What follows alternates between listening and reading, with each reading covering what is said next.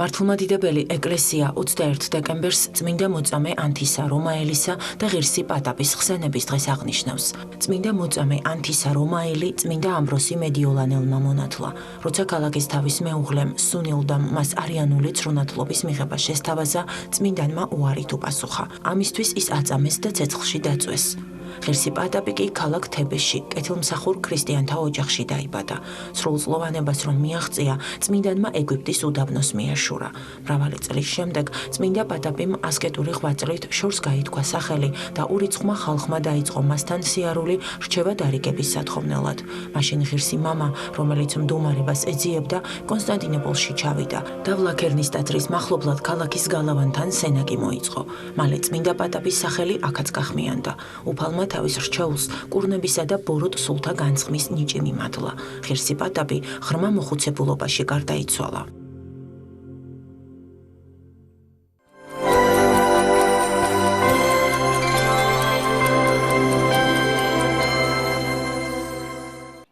სახელმწიფო შესყიდვების სააგენტოს 2016 წლის საქმიანობის შემაჯამებელი შეხვედრა სასტუმრო თბილისი მარიოტში შედგა. ღონისძიება დაწესებულების თავმჯდომარემ გახსნა. ლევან რაზმაძემ მიმდინარე წელს განხორციელებულ რეფორმებზე, სიახლეებსა და ცვლილებებზე ისაუბრა.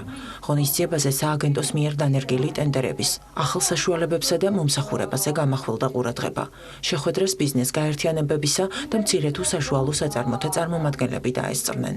აღსანიშნავია, რომ 2016 წელს სააგენტოს ინიციატივით სხვადასხვა სფეროს მიმწოდებლებთან საინფორმაციო ხასიათის შეხვედრები თვეში ორჯერ ტარდებოდა და როგორც ცნობილია, მსგავსი ღონისძიებები 2017 წელსაც გაგრძელდება. დავსახავთ მომავალი წლის გეგმებს იმის თაობაზე აღნიშნულმა ფორმატმა გაამართლა, იყო სარგებლიანი თუ შევცვალოთ რაიმე ამ ურთიერთობაში. რაც შეეხება ბიზნესთან ურთიერთობას, ეს არ შეწყდება 2017 წელშიც იგივე ინტენსივობით გაგრძელდება და მაქსიმალურად გვექნება მჭიდრო კავშირი, რომ მოხდეს ორივე მხარისთვის სასარგებლო ნაბიჯების გადადგმა. დღევანდელი შეხვედრა ეს არის შემაჯამებელი შეხვედრა.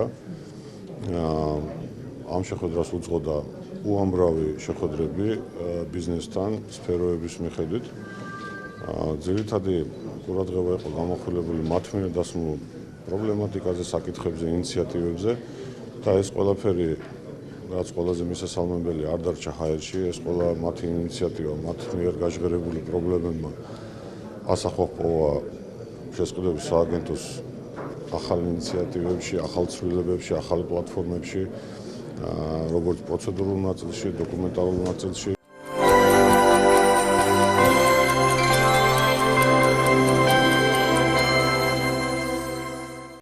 გლობალური გარემოს მონიტორინგის გაუმჯობესებასა და აღნიშნულ საკითხზე საზოგადოებრივი ცნობიერების ამაღლების მიმართულებით შეხვედრა შედგა. მხარეებმა ერთობლივი გარემოს დაცვითი ინფორმაციის მართვის სისტემის შემუშავებაზეც იმსჯელეს. შეხვედრის მონაწილეებს გარემოსა და ბუნებრივი რესურსების დაცვის მინისტრის მოადგილემ ეკატერინე გრიგალავამ მიმართა. უწყების წარმომადგენლის განცხადებით, პროექტის მიზანია გარემოზე ზემოქმედებისა და ტენდენციების მონიტორინგის გაუმჯობესება. მოცემული პროექტი უაღრესად მნიშვნელოვანია არა მარტო ჩვენი სამინისტროსათვის, არამედ მთელი ქვეყნისათვის, რადგანაც იგი მიზნად ისახავს გარემოსდაცვითი ინფორმაციის მართვის გაუმჯობესებას და ჰარმონიზებას საქართველოში. ეს დაგვეხმარება არა მარტო ეროვნული მიზნების მიღწევაში, არამედ რიოს კონვენციებით გათვალისწინებული ვალდებულებების შესრულებაში, განსაკუთრებით ბიომრავალფეროვნების, კლიმატის ცვლილებისა და გაუდაბნოების მიმართულებით. ამ პროექტს განსაკუთრებულად დიდი მნიშვნელობა აქვს კლიმატის ცვლილების კონვენციის განხორციელებისათვის და იმ მონიტორინგისათვის, რომელიც ქვეყანას მოეთხოვება კონვენციის განხორციელების პროცესში. ვინაიდან კლიმატის ცვლილების კონვენცია მუშაობს ძალიან დიდ ინფორმაციასთან და მონაცემების უზარმაზარ მასივებთან.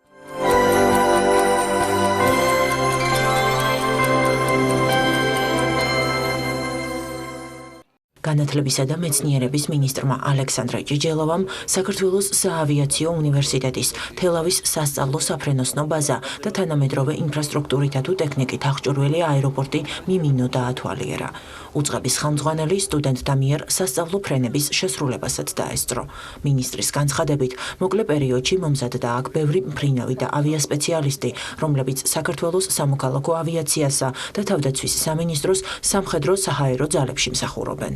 დღეს ვესტუმრეთ საქართველოს საავიაციო უნივერსიტეტის თელავის ბაზას და აეროპორტ მიმინოს და ძალიან მნიშვნელოვანი თემაა პროფესიული განათლების კუთხით, მექანიკოსების, ავია, ინჟინრების და ასე შემდეგ და ასევე მფრინავების მომზადების ძალიან დიდი ტრადიცია აქვს ამ უნივერსიტეტს და ჩვენ ვფიქრობთ, რომ უცხოელი სტუდენტების მოზიდვის თვალსაზრისით სტადიინ ჯორჯის ინიციატივისთვისაც ძალიან სასარგებლო იქნება. ფრინავთა მომზადება, პრაქტიკული მომზადება ხორციელდება ამ ტერიტორიაზე, ამ აეროპორტში.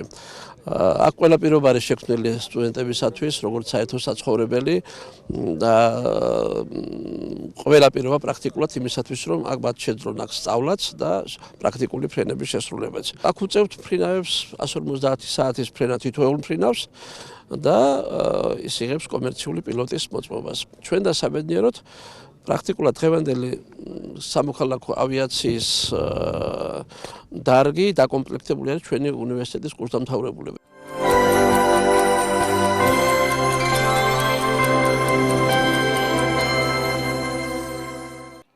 წმინდა ანდრია პირველწოდებულის სახელობის ქართულ უნივერსიტეტში გოდერძი ჩოხელისადმი მიძღვნილი საღამო გაიმართა. ღონისძიებაზე ხარაგაულის რეზო თაბუკაშვილის სახელობის სახალხო ლიტერატურულმა თეატრმა წარმოადგინა სპექტაკლი „ამ მიწის ბედი, ჩემი ბედია“. თეატრის ხელმძღვანელმა იზავე ფხვაძემ გოდერძი ჩოხელის ცხოვრება და მოღვაწეობა სცენაზე კიდევ ერთხელ გააცოცხლა. საღამოს უმაღლესი სასწავლებლის პროფესორ-მასწავლებლები და სტუდენტები ესწრებოდნენ. ღონისძიება სტუდენტური თვითმმართველობის ორგანიზებით ჩატარდა. მე ძალიან ბედნიერი ვარ, რომ სწორედ აქ ამ არაჩვეულებრივ უნივერსიტეტში ამ შესანიშნავ ახალგაზრდებთან უნდა წარმოვადგინო გოდერძი ჩოხელის ცხოვრება და შემოქმედება. აქვე მინდა გითხრათ, რომ 2 წლის წინ მე ამავე უნივერსიტეტში მერაბ კოსტავასადმი მიძღვნილი სპექტაკლი გავმართე საქართველოს შიშველი სატევარი, არაჩვეულებრივი მსმენელი გვყავდა და ალბათ იმ დღეების გამოძახილია, რომ ჩვენ თეატრს სტუდენტურმა თვითმმართველობამ აქ მოიწვია. თვითონ გოდერძი ჩოხელი როგორც პიროვნება შემოქმედი ჩემთვის არის მისაბაძი, მაგალითი მისაბაძი ადამიანი და ვფიქრობ, რომ მას სჭირდება დაფასება, მას სჭირდება ჩვენი შემდეგი თაობებისათვის გადაცემა. ის არის საქართველოს ისტორიის ერთ-ერთი ულამაზესი ფურცელი. ხარაგაულის რეზო თაბუკაშვილის სახელობის სახალხო ლიტერატურული თეატრი 1995 წელს დაფუძნდა და მას შემდეგ ცდილობს პოპულარიზაცია გაუწიოს ქართულ მწერლობასა და ხელოვნებას. ამ პერიოდის განმავლობაში დაიდგა 50-მდე წარმოდგენა, რომელთა ჩვენებაც სხვადასხვა ქალაქში იმართება. გოდერძი ჩოხელისადმი მიძღვნილი სპექტაკლების წარმოდგენა თეატრმა კი 4 წელია რაც დაიწყო.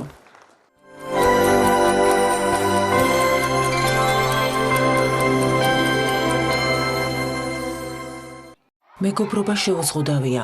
ამ სახელწოდების ღონისძიებას თბილისის პირველმა საჯარო სკოლამ უმასპინძლა. შეხვედრა ორგანიზაცია გადავარჩინოთ ბავშვების ინიციატივით შედგა და მასში შეზღუდული შესაძლებლობების მქონე მოსწავლეებიც ჩაერთვნენ. სპეციალურად ღონისძიებისთვის შეიქმნა ზღაპარი მეგობრობის კუნძული, რომელიც ბავშვებს საქართველოს პირველმა ლედიმ წაუკითხა. საღამოს მსახიობები რუსკა და ნინო მაყაშვილები უძღვებოდნენ. ღონისძიების მონაწილეებმა ზოგად საგანმანათლებლო დაწესებულების ეზოში მეგობრობის სიმბოლოდ ხეთს დარგეს. ბავშვები თვითონ გვეუბნებიან, ჩვენ უბრალოდ ვემეგობრებით და ამითი გვინდა ვაჩვენოთ, რომ მეგობრობა შეუზღუდავია. ეს ღონისძიება მიმართულია ძირითადად ცნობიერების ამაღლებისთვის შეზღუდული შესაძლებლობების მქონე ბავშვების მიმართ, რათა მოხდეს მათი ინკლუზია საზოგადოებაში, რათა მათ მიიღონ ინკლუზიური ხარისხიანი ინკლუზიური განათლება და მოხდათ ყველანაირი ბარიერი და ჩარჩოები, რაც არსებობს საზოგადოებაში მათ მიმართ. დღევანდელი დღე დაეთმო ღონისძიებას სახელწოდებით მეგობრობა შეუზღუდავია და ღონისძიება ეძღვნება ინკლუზიური განათლების ხარდაჭერას, იმიტომ რომ იცით, რომ ცნობიერების ამაღლება ამ მიმართულებით ჯერ კიდევ ბაღის ასაკიდან იწყება და ჩვენ ყველანაირად ვცდილობთ, რომ ჩვენი სკოლის ყველა ბავშვმა იცოდეს, რას ნიშნავს ინკლუზიური განათლება და ხვდებოდეს, რომ ყველას უფლება თანაბარია.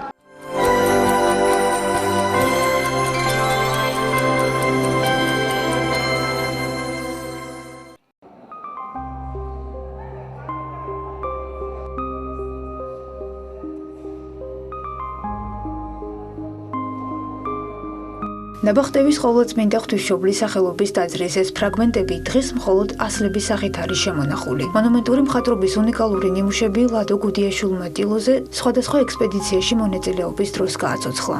ეროვნული მუზეუმის ამ საგამოფენო სივრცეში წარმოდგენილი თითოეული ნამუშევარი მხატვრის მიერ სხვადასხვა წლებში საისტორიო ეთნოგრაფიული საზოგადოების მიერ ეროვნული კულტურის შესწავლა გადარჩენის მიზნით მოწყობილი ექსპედიციების დროს შეიქმნა. ეს ისტორიული მასალები ჩვენი წარსულის კიდევ უფრო დიდ ისტორიას აცოცხლებს და ფართო საზოგადოებას ქართული კედლის მხატვრობის მრავალფეროვნებას აცნობს. გამოფენის კურატორი, ხელოვნებათმცოდნეობის დოქტორი ნინო ჩიხლაძე ექსპოზიციის იმ ნაწილს გვათვალიერებინებს, რომელთა დედნებიც დღეს აღარ არსებობს.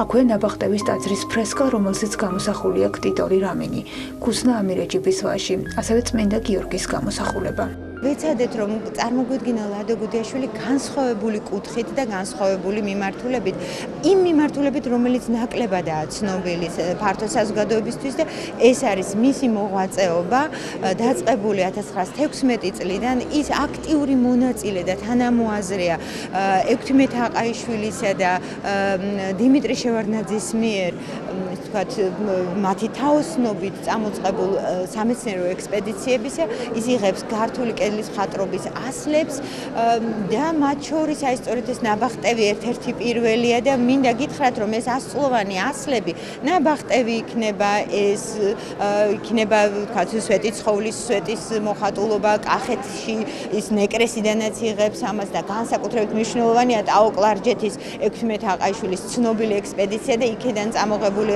ლადო გუდიაშვილის ასლები, უმეტესი მათგანი უკვე დედნებია. გამოფენის გახსნას კულტურისა და ძეგლთა დაცვის მინისტრი, ეროვნული მუზეუმის დირექტორი და სხვა მოწვეული სტუმრები ესწრებოდნენ. წლის განმავლობაში ლადო გუდიაშვილის 120 წლის იუბილეისადმი მიძღვნილი მთელი სერია მოეწყო გამოფენების, რომელიც მხატვრის სხვადასხვა პერიოდის, მათ შორის ისეთ ნამუშევრების ექსპოზიციას გულისხმობდა, რომელიც აქამდე არ იყო ხელმისაწვდომი ფართო საზოგადოებისთვის. დღეს ხელოვნების მუზეუმში კიდევ ერთი მხარე მხატვრის არის გამოტანილი, ასე ვთქვათ, ფართო საზოგადოებისთვის დასათვალიერებლად მისი მონუმენტური მხატვრობა, ექვთიმე თაყაიშვილის და დიმიტრი ყიფიანის ცნობილი ექსპედიციების შედეგად მოპოვებული მასალები.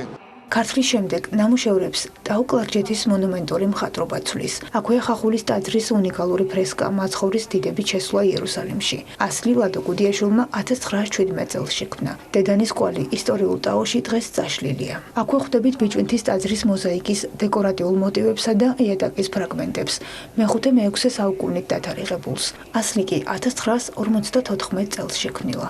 ეს არის ძალიან მნიშვნელოვანი გამოფენა იმ თვალსაზრისით, რომ ჯერ ეს ერთი ფაქტურად ამით დასრულდა ეს რაღაც ციკლი ბიძღვნილი საიუბილეოდ ლადო გუდიაშვილისადმი და რაც ყველაზე მთავარი და მნიშვნელოვანია, ეს არის ის მიმართულება, რომელიც დღეს ჩვენთვის ძალიან მნიშვნელოვანია თანამედროვეთათვის.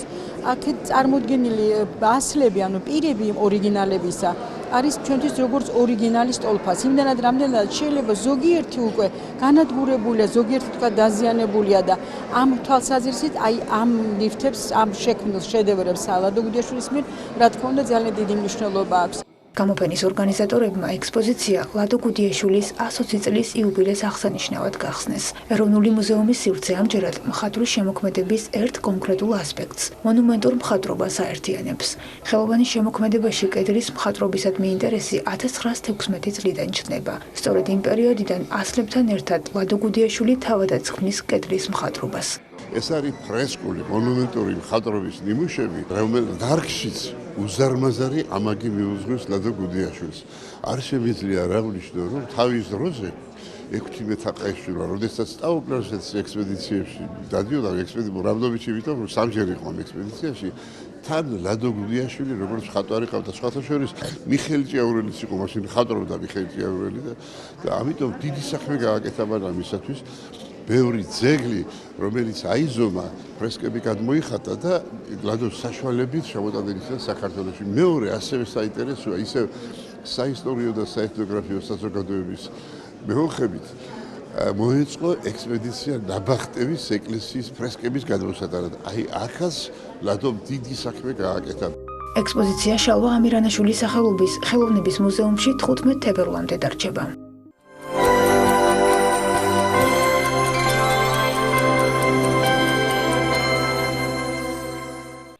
ოპერისა და ბალეტის სახელმწიფო თეატრმა ქეთი მელუასა და გორის ქალთა გუნდის ერთობლივ კონცერტს უმასპინძლა. საღამოზე შესრულდა კომპოზიციები ალბომიდან In Winter. აღნიშნული კრებული 2016 წლის ოქტომბერში გამოვიდა და ის ბრიტანეთში მოღვაწე ქართველი მომღერლისა და კამერული გუნდის ერთობლივ პროექტს წარმოადგენს.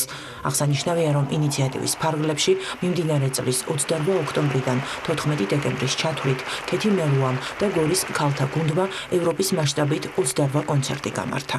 თითოეული ჩვენთაგანი ნამდვილად უნდა იყოს ამაყი, იმით რომ ასეთი კოლექტივი ყავს, გორის ქალთა კამერული გუნდი, რომელმაც პირველად პროფესიული მუსიკის ისტორიაში ესეთი პროფესიული სრულყოფილი ევროპული ტურნე ასე ვთქვათ, ჩაიწერა თავის გამოცდილებაში და თავის ისტორიაში, რამაც უდიდესი გამოხმაურება, უდიდესი ინტერესი გამოიწვია მთელ მსოფლიოში და პირდაპირ მინდა ვთქვა, რომ ამ კოლექტივმა ნამდვილად მიიპყრო ყურადღება როგორც ევროპული, ისე მსოფლიო საპროდიუსერო ცენტრების და კომპანიების. ამ საღამოს იმდენი ხანია ველოდებოდი, სულ რაღაც პრობლემები იყო, რატომაც არ გამოდიოდა კონცერტის აქ ჩატარება რა.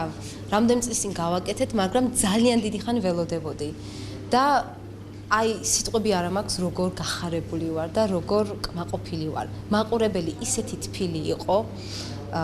თან იცი რა ხა, მაინც ჩემი მუსიკა არ არის ისეთი ხმაური და ძალიან დიდისავით რა, ასე რომ ჩემი მუსიკა უფრო სიტყვებზე არის, წყნარი არის, ნაზი არის და ძალიან კმაყოფილი ვარ, როგორ გულგახსნილად მომისმინეს და მოგვისმინეს ჩვენ პროექტზე. ძალიან თბილი იყო მაყურებელი, ჩვენს კიდევ უფრო სახში რო ხარ სხვანაირად ნერვიულობ, მე პირადად ძალიან ნერვიულობდი და მაგრამ ზუსტად ეს ნერვიულობა მიბიძგებდა, რომ ერთი სული მქონდა, როდის დაიწყებოდა კონცერტი, რომ ჩვენი ეს ამხელე ნაშრომი თბილისელი მაყურებლისთვისაც გაგვეზიარებინა და ძალიან ბედნიერი ვარ, აი დამუხტული ვარ სულ ყველა ძალიან დადებითად.